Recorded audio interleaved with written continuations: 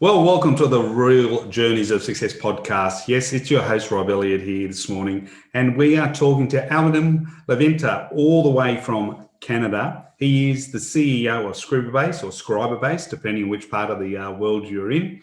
He's an author.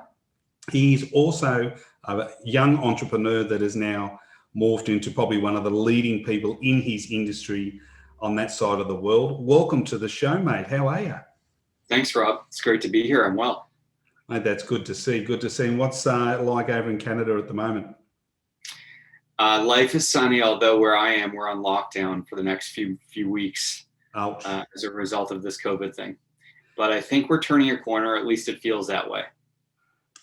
Well, we thought we were turning a corner as well in Sydney, Australia, but we had, would you believe, 2 cases, and they've all gone into panic mode and put restrictions back on and all that. So I think people have overstepped the mark a little, but let's see, fingers crossed that we can keep it out. We have a lot coming back in from overseas that have got it. So, but I'm blessed. You and I are both blessed to where we live compared to other parts of the world. Yes. Mate, you live in Toronto. Did you always grow up there, or did you live outside of there? I did grow up in Toronto. I did undergrad for university just outside of the city, 2 hours west. Yep. And then from there, graduated and did grad school in the US in Chicago, and back into Canada, 4 years in Montreal, and then finally back in Toronto. So were you a better student at school or at uni? I was definitely a better student at university than I was in school. Actually, my report card is kind of funny because I was doing some digging the other day and came across my high school report card. And what I found interesting was that there's nothing in the messy middle. It's sort of A's or D's. Yep. And as I've grown and matured over the years, or maybe not, depending on how you ask or who you ask, I sort of better understand myself now and why that was. What do you think changed you from school to going to university? I think just getting interested in subject matter that I wanted to study versus stuff that I was forced to study because my parents said I should be studying it. Yeah. So I think that's what changed, and just having more agency over, course selection and that kind of thing. That was very helpful. So when you're doing your undergraduate and graduate, did you always know deep down you're going to be an entrepreneur, or were you just aiming to get a job? I don't think so. I mean, I think I fell into entrepreneurship by accident. I think my plan early on was to do well at university, get the grades I needed to support an application to grad school, and then continue with my schooling. And so the initial plan, I think, was law school. That didn't happen, and ultimately ended up doing an MBA and finally landed into entrepreneurship after a 3.5 year, actually more, closer to 4 years in the corporate world. Yeah. And what was your biggest challenge when you first went into the corporate world? You've gone from school to university, you've done your study, and then you're thrown into the corporate side. 3 different worlds. Corporate is very different to university, where a lot of people either adapt and work it out quick, or they do struggle. How did you see that back then? I really struggled with the structure of the corporate environment. So you're a typical entrepreneur. Yeah, I'm not a rule follower. I don't like FaceTime, things like that. I mean, of course, I'm talking about FaceTime, meaning FaceTime in person in the office, just for the sake of FaceTime. Yep. I don't think I was great at playing office politics, although some people told me I was. I didn't feel that way. Yeah. The long hours for the sake of long hours, trying to compete with folks in the same environment. When things got passive aggressive, it was really uncomfortable. What industry were you in?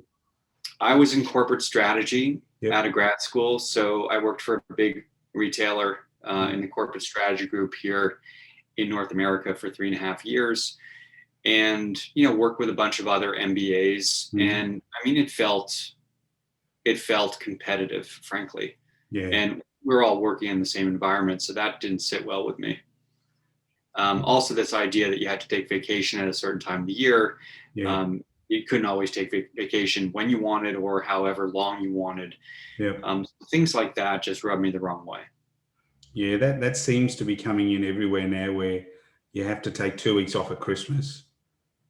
and in Australia we get 4 weeks, and then the other 2 weeks is when you want. But if you've got children, they've got school holidays and got that, it just, yeah, I hear what you're saying.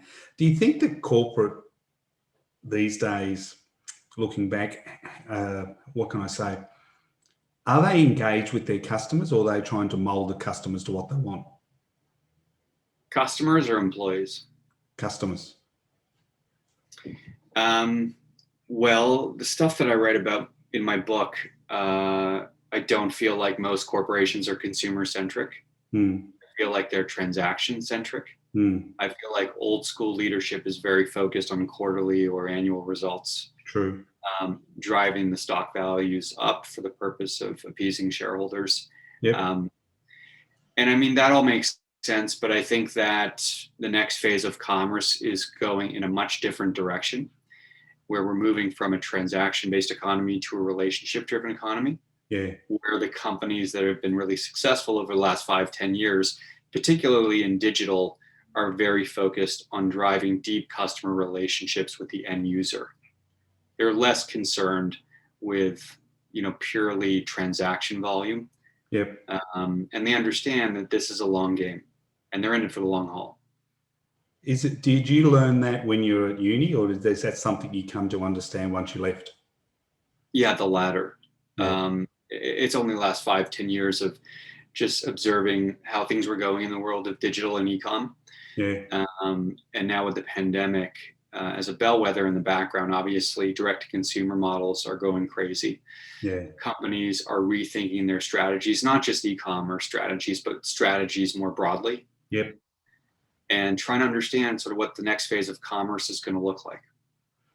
Do you think they are adaptable enough, or do you think they're going to try and hold on to what was rather than what's going to be?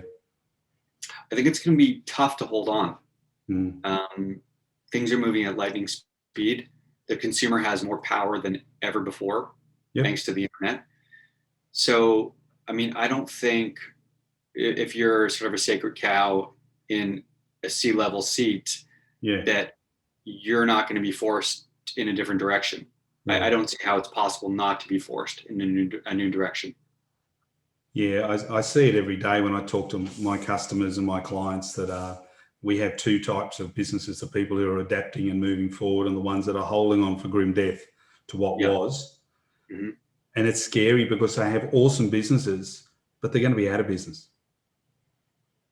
And we've seen that. Yeah, we've seen that, especially over the last 2 years. If you look back over your uni and your early corporate life, was there any one person that actually challenged what you thought in a good way? Or you look back now and say, man, I now understand what he was trying to teach me at the time, or she was trying to teach me at the time?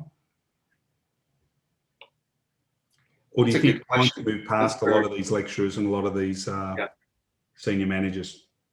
That's a good question. I mean, I remember one conversation with a professor after I tried to submit an essay 7 days late. And just, we had a great relationship, and I think I was trying to take advantage of that. So I went to office hours asking for an extension. And I actually had expected the extension because we had a great relationship.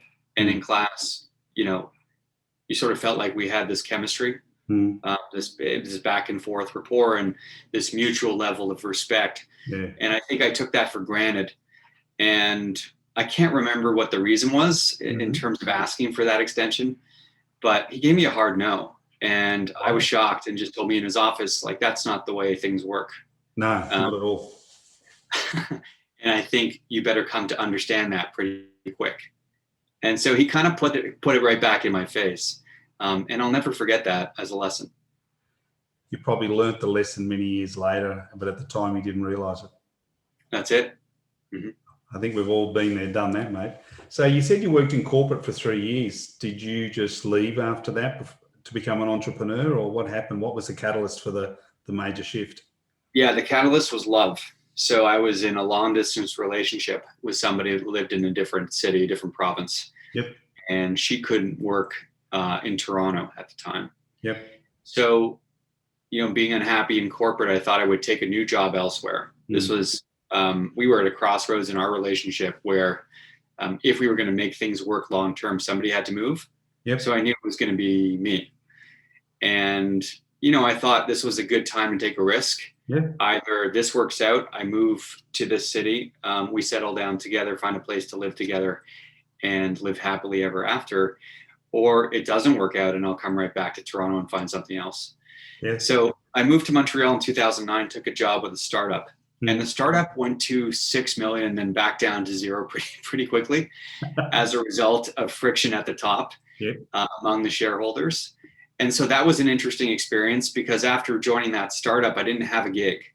So, 6 months into the move, startup goes up and down. I have to find my footing doing something else. Yeah. And so I just tried to piece together different clients in the digital space doing random consulting work to make ends meet. Yeah. And so I think that was my first kick in the can. And then, a year into that consulting gig, I founded a company. So yeah, I think I sort of stumbled into entrepreneurship by accident. It was probably always there in front of you. You were just, the opportunity just had to be, and you had to just recognize it at the time. Yeah, maybe. I mean, I always loved having control and agency over my time. Yeah. So in that regard, I think, I'm very thankful that things worked out the way that they did, and I didn't have a fallback option, at least, in terms of a cushy corporate fallback option. Yeah. So yeah, I'm grateful that things ended up that way. And was it an easy or a hard road once you got started? Yeah, the first year of my first real company that I started in 2011 was pretty tough. Yeah. And we had our first, actually, so just to close the loop on the whole relationship thing, we ended up getting engaged and we married in Montreal and had our first child in Montreal. But the first year of the business was really tough because, the personal side of life is taking shape, and you have this newfound startup on the professional side of things that you're trying to make work. Yeah. And each of those sides of the coin take a significant investment in time and headspace. Yeah. So, the first year I always sort of reflect back and think that it was like drinking out of a fire hose. Yeah, I think a lot of people have been, and getting the balance right is you spend too much, 1% more time at business, and then you have the wife and the bub going, I want you. You spend 1% more time the other way and the business is screaming. It's you can't win either way in that first year of business. I still don't think I have it figured out. I don't think anyone does, mate. I honestly don't think anyone does. It's a challenge all businesses go through. Mm-hmm. So what drove you to write the book? Well, I set some goals in late 2017, which I do every year, New Year's resolutions.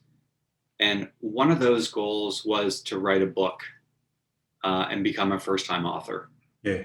And when I put pen to paper on the goal setting side of things, I didn't really have a good idea of what I would write about. Mm-hmm. I had a very sort of superficial idea about what I might write about. Yep. So I spent, 2 or 3 months trying to craft an outline for the book. And it really came out of my experience, running the digital couponing company for 7 years, the one that I was talking about, founding in 2011. Yeah. And cutting my teeth as an entrepreneur operator, sort of founder first, learning how to scale that business, which was a direct-to-consumer subscription business.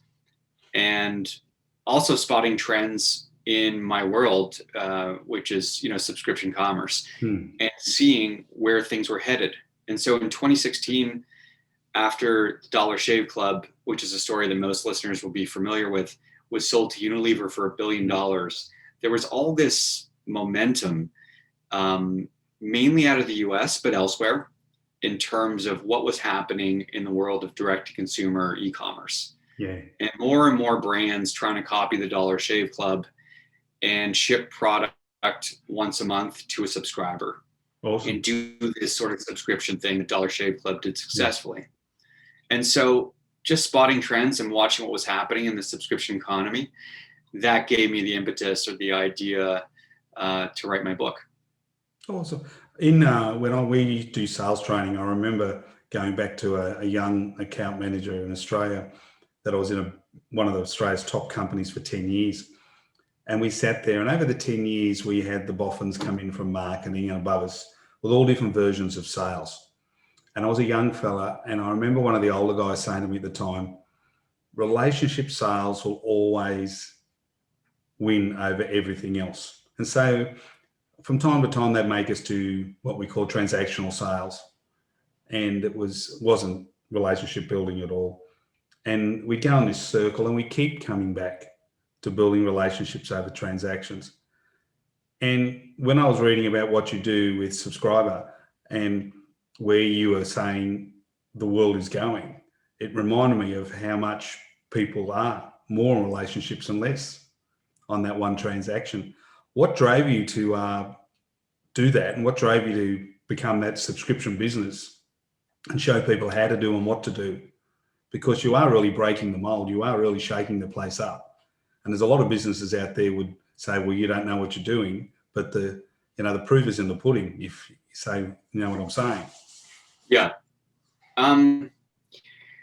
Well, I mean, it came out of my first business, and, as an operator of a subscription model, that was a great way to, cut my teeth in this space. And I don't think after I sold the business that I had a good idea as to what I would do next. And I mean, I had some thoughts about repackaging sort of the systems and tools and software that I had built for my couponing business.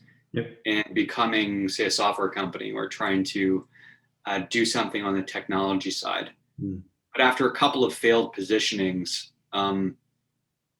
just by default, I realized the only thing that was sticking was the advisory side or the consulting side of my business. And I doubled down on that in terms of the book, because I spent obviously 2.5 years researching and writing, on the industry and what was happening. And so I think the book was another catalyst for the consulting business. And so just, if you just lump all of the experiences together, now I'm at a decade of subscription commerce experience, both from the operating side and now on the consulting or writing or academic side of things. So I think that's how I ended up here. But in terms of shaking things up, it's certainly not me. I think everything is being shook up all over the place, and it's being driven by innovators and companies like Amazon, like Netflix, like Spotify, like Shopify, like the Dollar Shave Club, like Birchbox. I mean, the list goes on. There's so many of them. But industry is being shaken up from all sides. What do you see as the advantage of a business going to a subscriber base versus the traditional transactional base? Yeah. There's 3 main benefits that I'll highlight. There are others, but the 3 main ones are, number 1, recurring revenue, which is extremely powerful. And if you're a business owner, you understand the power of recurring revenue. Yep. Number 2 is customer loyalty, or deeper customer engagement, because you have that recurring touch point every month with your subscriber, versus just hoping that they'll come back into your store or to your website to make a repeat purchase. So that deeper customer loyalty is number 2. And number 3 is a boost to enterprise value, or to asset value. So I think as a business owner, if you're thinking about an exit, or what might be your long-term goal for the business in terms of selling that asset, this becomes really attractive. And we're seeing a ton of momentum from private equity, also from the venture capital community. They are searching for businesses that are subscription-based businesses. They want that recurring revenue business model. In fact, now more than ever, it's one of the 3 or 4 criteria that they look for in an investment or an acquisition. So I think from a business ownership side of things, moving to a recurring revenue model, you end up with a 2 or 3x valuation on your business almost overnight by making that shift. So what businesses do you believe are best suited to the subscriber-based model, or do you think just about most businesses can go towards that? No, I don't think so. I get this question a lot. So, can any business become a subscription business? The answer is no, but a lot of them can. And there are a couple of litmus tests for this. On the product side, if you're selling a consumable product that a customer otherwise has to go back and repurchase every 30, 60, 90 days, either in your store or online, you have the potential to automate that purchase and delivery cycle and create a subscription business out of that. Yep. So if you look at examples of this, like Dollar Shave Club does it well with razors, Amazon does it well with Subscribe and Save, right? But Subscribe and Save is a perfect example of the very thing I'm talking about. So the customer runs out of diapers, they run out of peanut butter, they run out of cereal, whatever. They have the option to subscribe and automate that process. So that's the first litmus test that I wanted to highlight. The second one on the product side is the curation element. So can you create a theme around the products that you're selling and curate a bunch of products and put them in a box and ship them to a customer on a monthly basis? Mm-hmm. Can this be something new and novel? Can you create that surprise and delight every month? So you see this in the food and beverage space, box companies curating, different boxes of nutritional snacks, or flour companies have done this really well. You've got meal kits that are doing it, obviously, with food and meals. There are a lot of examples, but this is a great way to repurpose, existing inventory, if you will, and create recurring revenue or create something new. It's very similar to the 70s and 80s. There were book clubs and record clubs that you joined on a monthly, and they sent you every month books or records. Yeah. In a very old way of doing it. And to me, sometimes, especially in sales, we do go in a circular way. It looks like, from what you're saying, is we've taken what used to be, digitized it, improved it for today. Yeah, it's not a new model. In fact, it's a model that's been around since the 1600s, going back to magazines and periodicals. Yeah.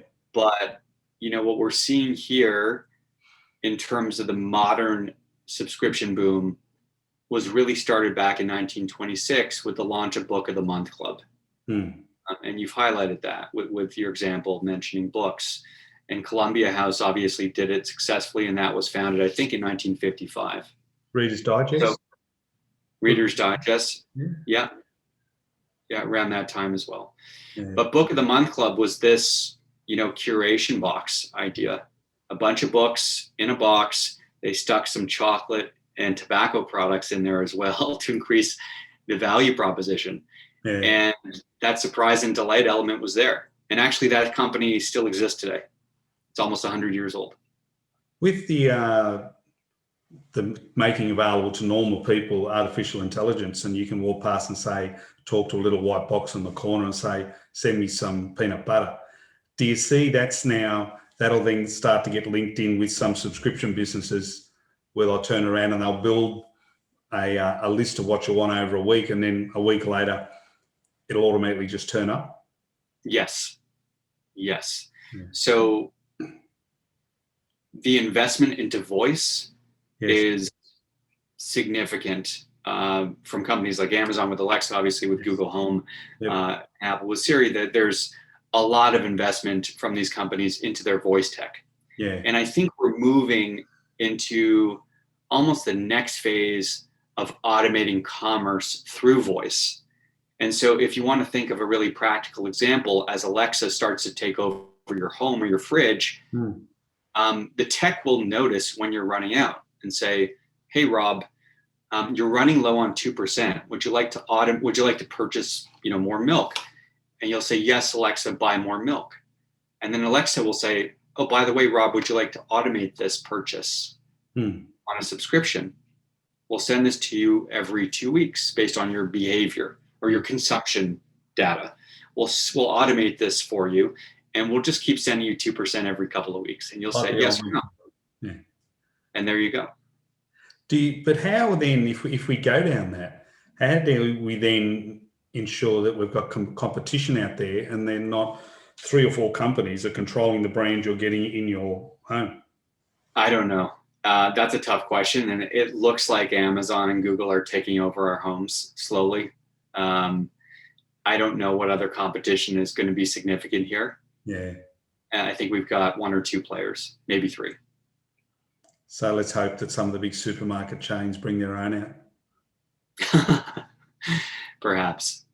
So you've seen it now. What do you see as the biggest challenge now when you sit down in front of companies that are traditionally old school, that suit what you're talking about, a subscription-based business? You can see all the opportunities and all the ability there for them to really upscale. And they're looking at you and you're talking basically a different language because they just don't understand. Not because of any other reason, they've just never been made aware of this. What's the challenges when you sit down to a company like that, say, right, this is what you can do? How do you get through to them? Actually, if they've not come around to the momentum in the subscription space or the value of moving to this model, it's actually hard for me to convince them to come around. In fact, we actually look for clients that are already aware of the momentum in the industry, already understand the value of this business model, know they want to move there and make this transition happen or make this pivot happen. They just don't understand how to execute, or they don't understand the pitfalls or the risks, and they need a little bit of help. That's the type of client we want. If we're on the phone or doing a pitch with a client who sort of needs to be convinced, it's not going to be us that convinces them. They really have to be aware of what's happening in the space. Yeah, it's interesting. Age doesn't seem to be a barrier there, because I did an app with our work in the construction industry as well. And would you believe the over 50s were the highest take up of the app for automated ordering, and the 25 to 45-year-olds were the worst. Interesting. Very interesting. The over 50s had a total open mindset. Underneath, closed. Which really, really shocked me. Yeah, that is shocking, actually. Yeah, and that was hardcore. That was, I went out and I'm going, well, that's sort of when Zoom hit. In my Rotary Club, we have people from the age of 40 up to 85. And people said, oh, you have to close and all this and do that. We put them over to Zoom. Most of them had never used Zoom. They're lucky to use their laptop. Our guy in our club, who is 72, is our Zoom expert. They absolutely loved it. And we blew all these people away. They said, well, it just comes down to how you think. It comes down to attitude. They couldn't see their mates for 3 months, but they could Zoom in every Thursday night. And now they absolutely love it. We're going off track a little bit, but my grandmother, who passed away a few years ago, she had a mate in long-term care, and her boyfriend, if you can call him that, who she met at the residence, was I think about 90 years old and incredibly tech savvy, and an iPhone user, and just an app enthusiast. And I always found that to be unbelievable and also inspirational. Look, I think that a lot of people in business, especially a lot of what we call millennials, make assumptions based on someone's age on how open they are to change and how open they are to technology. They assume that people don't know because they might be grey or they might be this. And quite often, the people they're talking to are very successful business people in their time, and they have an open mindset. Yeah. So I think that's one of the challenges the younger ones have got coming through, is to be as open as the older people are. Yeah. Where do you see now the next seismic shift coming in retail and digital space? Actually, there's a lot of different areas, but tying this back into the previous question about the litmus tests and the questions that businesses can ask themselves, there's a ton of momentum happening in the services space. So how are service-based businesses rethinking their models? Yep. And how can they develop a subscription-based business? Mm. So if you think about the world of consulting, teaching, coaching, you see a lot of experts in this space using Substack or tools like Kajabi and Thinkific to put their expertise behind a paywall. Yes. And then create some sort of subscription business out of that. Yeah. So I think that's an interesting shift that's happening. Also, the world of co-working is pretty interesting to watch because you've got WeWork finally going public through a SPAC, and all of these hotel chains like the Marriott and Intercontinental hotels rethinking how they're going to utilize excess space in their hotels to offer members or new subscribers access to an office space or a workspace. Their boardrooms, their hotel rooms on a daily basis. You know, if you're a member, you can go and work there rather than WeWork. So I think these brands like Regus, WeWorks of the world are going to feel pressure from hotel chains. And that extends maybe into the whole hospitality industry as a whole. Like, what happens to restaurants? How do they think about repurposing their space? Can they use their space off hours or off meal times to offer folks who want to work at a table the ability to do that for a small monthly fee? So you could see a hotel in Times Square, New York, 30 stories with 25 of those stories accommodation, 3 stories of those co-working space with a floor of restaurants supplying those co-workers and people just coming and going as if it's their normal office. Yes, I see that happening. I've noticed also, I was reading an article locally about how the change of the office design as well, where they're going to have to design the new offices to be more like home because people are used to working from home 2 days a week. For them to come back in, the offices have to be totally different. It's got to be an event. It's got to be exciting. It's got to be not the old cubicle, boring, grey carpet, white chairs. Everything is changing. So I think it's absolutely brilliant. And what you're doing, I was reading again a couple of days ago about more into the subscriber base. And I think it's actually going to grow even further than what you think. I think other companies and other businesses may even push the boundaries of what is subscriber and what isn't.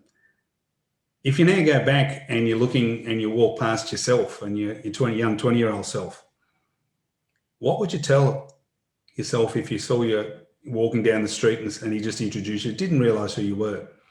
And he said, what would you say to me now after going back with all the fun and games you've had until now? Man, I mean, I was so anxious at the time about not having a clear path. Not having a clear career direction, feeling a little bit lost, feeling like my buddies understood where they were going, right? Where their career track was, and me sort of feeling like I didn't quite know where I wanted to land. I had a lot of pent-up anxiety about that. So I'd probably tell myself to relax, let yourself explore, and you'll find your footing. Worry about adding value on the other side for whatever it is you're doing. Make sure you're adding value and make sure you're building meaningful relationships along the way. And never underestimate the power of your network. My network has been incredibly valuable to me. And I've spent a lot of time and investment into my network. So I think I would tell myself to never underestimate the power of networking. If I could get you a table at Circular Quay, which is in the base of Sydney, looking out over harbour, I could buy you a cappuccino or a beer. Which couple of people would you like to share the table with? Oh, man. Definitely Larry David. Why is that? I love Larry David. I'm a huge Seinfeld fan, and I love Curb Your Enthusiasm. And I think he's brilliant, and I think his humor is incredibly genius. So I think he would be one. The second person I mean, on the entrepreneurial side, I'd probably want Jeff Bezos to be there. Yeah. And I know that answer is controversial for a lot of people, But but look at it from the business side. it's an incredible story. And the more you peel back the layers of Amazon, the more impressive the whole company is. I mean, it's just shocking how this thing has grown from a 1994 sort of idea that started on Wall Street from a guy that just knew the internet was going to be something incredibly big and transformational and knew he wanted to be a part of it. Yeah. It was sort of this idea that he didn't quite know where he was going to land, frankly, with things, but he saw this seismic shift happening. He knew he wanted to take advantage. Yeah. And he had the courage to do that, quit his cushy job on Wall Street, move to Seattle, and create this startup selling books out of a garage. Like, to me, that's so inspirational. It is. And to think, you're at a company now with, I forget what the market cap of Amazon is. I'd have to look it up now. But, we're talking about one of the top 3 companies in the world. We are. And they win their customers over with good service, not necessarily price. Yeah. Incredibly consumer-centric company. Also, customer first all the way. And shareholders second. And going back to what I was talking about before, this has been Bezos's MO since the beginning. You want to invest in Amazon, you want to buy stock in Amazon, that's fine. We're not going to be a dividend paying stock. We're a growth story. And regardless of what happens, even if we have the most incredible quarter, don't count on a dividend. We're going to invest every penny back into the business to make sure our consumers are getting incredible value. Yeah, he's certainly different.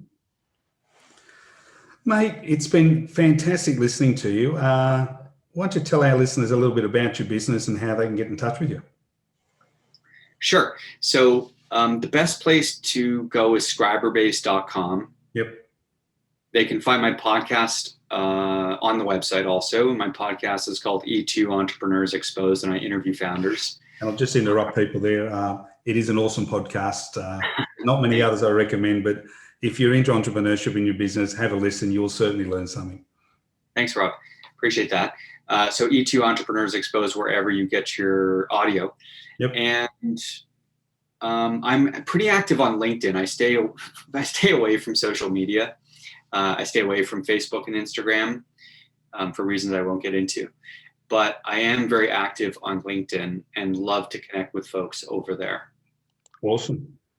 Well, mate, it's been a pleasure listening to you. I'm sure some of our listeners are going to go, wow, I'm going to need to maybe have a look at how I do my customers and what the opportunities are.